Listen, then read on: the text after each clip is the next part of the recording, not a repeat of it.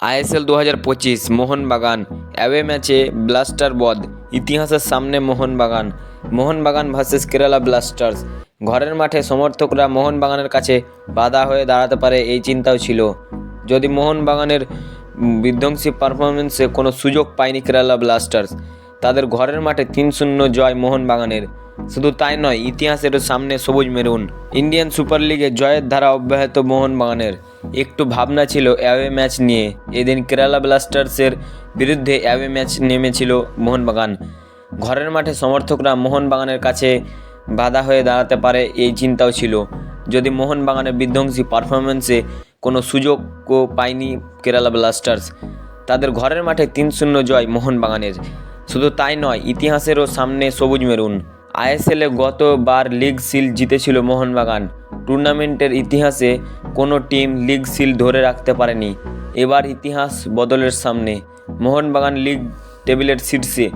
শুধু তাই নয়, প্লে অফ আগেই নিশ্চিত করেছিল, আর একটা ম্যাচ জিতলে লিগ শিল্ড নিশ্চিত। এর জন্য কোনো অঙ্কের দিকে তাকিয়ে থাকতে হবে না আর।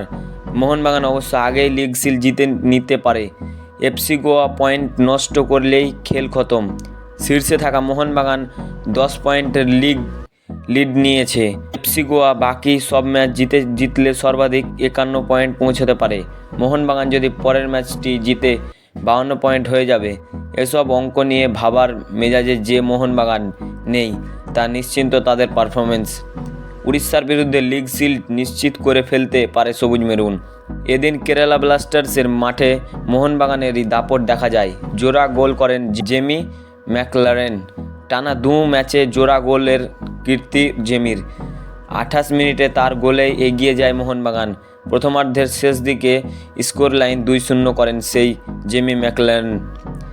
ম্যাচের 66 মিনিটে আরও একটি গোল অ্যালবার্তো রড্রিগেজের। তো বন্ধুরা, ভিডিও যদি ভালো লাগে তো অবশ্যই লাইক, কমেন্ট, শেয়ার, সাবস্ক্রাইব করে